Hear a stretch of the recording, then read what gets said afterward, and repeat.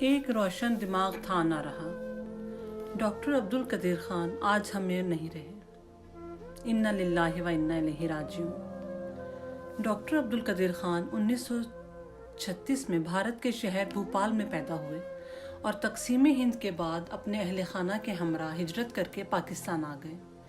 انہوں نے انجینئرنگ کی ڈگری نیدرلینڈ کی یونیورسٹی سے اور بیلجیم کی یونیورسٹی سے ڈاکٹریٹ کی ڈگری لی اور بعد ازاں ایمسٹرڈیم میں physical dynamics research laboratory join کی۔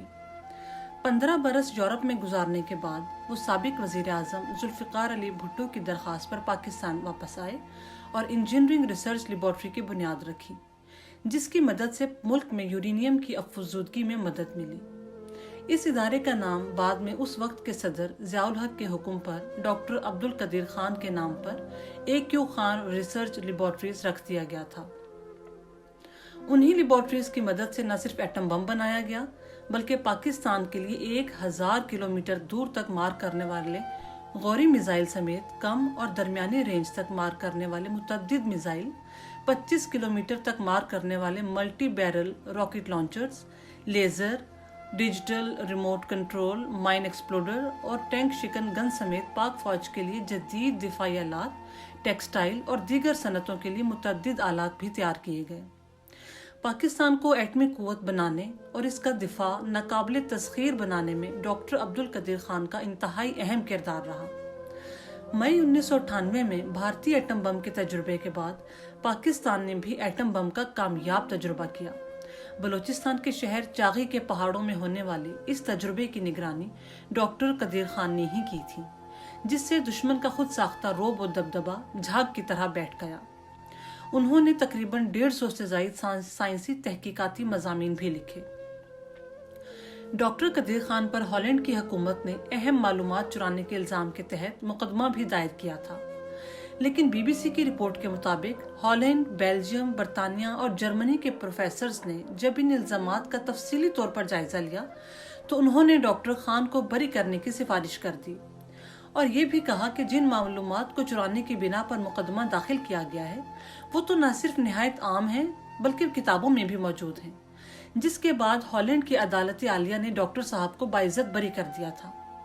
لیکن 2013 میں پرویز مشرف کے دور حکومت کے دوران جوہری راز فروخت کرنے کے الزام میں انہیں اسلام آباد میں ان کے اپنے ہی گھر میں نظر بند کر دیا گیا۔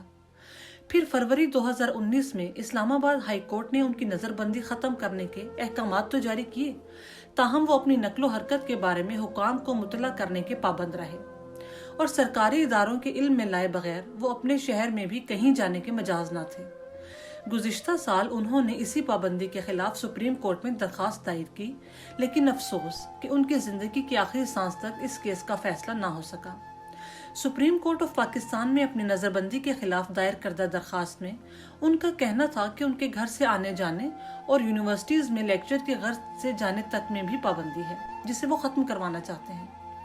پاکستان کے ایٹمی سائنسدان ڈاکٹر عبدالقدیر خان پہلے پاکستانی ہیں جنہیں 3 صدارتی ایوارڈ سے نوازا گیا۔ ڈاکٹر عبدالقدیر خان کو 2 بار نشان امتیاز بھی دیا گیا۔ اس کے علاوہ انہیں ہلال امتیاز سے بھی نوازا گیا۔ ڈاکٹر عبدالقدیر خان لمبے عرصے سے بیمار ہونے کے باعث مختلف ہسپتالوں میں زیر علاج رہے۔ ان کا کرونا وائرس کا ٹیسٹ مثبت آیا تو طبیعت تشویشناک حد تک خراب رہی۔ اس موقع پر عوام نے ان کی زندگی اور صحت کے لیے بے شمار دعائیں بھی کیں، لیکن وہ حکومتی رویے سے نہایت دل برداشتہ تھے اور ایک انٹرویو میں انہوں نے کہا کہ جب پوری قوم ان کے لیے جلد صحت یابی کی دعائیں مانگ رہی تھی تو ایک بھی سرکاری عہدیدار نے ان کی صحت کے بارے میں دریافت کرنے کے لیے خود آنا تو درکنار، مزاج پرسی کے لیے ٹیلی فون تک نہیں کیا۔ عوام کی محبت پر وہ شکر گزار تو تھے، لیکن حکومتی سطح پر اس ناقدری کا انہیں ہمیشہ گلہ رہا۔ KRL ہسپتال اسلام آباد کی انتظامیہ کے مطابق ڈاکٹر عبدالقدیر خان کو اتوار کی صبح طبیعت بگڑنے پر ہسپتال منتقل کیا گیا تھا، لیکن وہ جان بر نہ ہو سکے اور 85 سال کی عمر میں اپنے خالق حقیقی سے جا ملے۔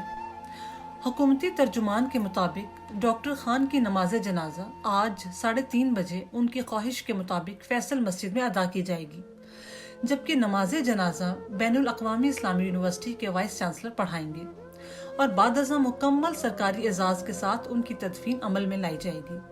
ڈاکٹر عبدالقدیر خان صرف ایک سیاستدان ہی نہیں بلکہ ایک کالم نویس، معلم اور قوم کا دکھ درد رکھنے والے ایک باعمل مسلمان تھے۔ ان کا انتقال یقینی طور پر پاکستان کے لیے ایک بہت بڑا نقصان ہے۔ آپ سب سے درخواست ہے کہ ان کے سال ثواب کے لیے ایک مرتبہ سورہ فاتحہ اور 3 بار قل شریف پڑھ کر ان کی روح کو ضرور اصال ثواب کر دیں۔ اللہ انہیں جنت الفردوس میں بہترین جگہ عطا فرمائے اور ہم سب کا خاتمہ ایمان پر کریں۔ آمین ثم آمین یا رب العالمین۔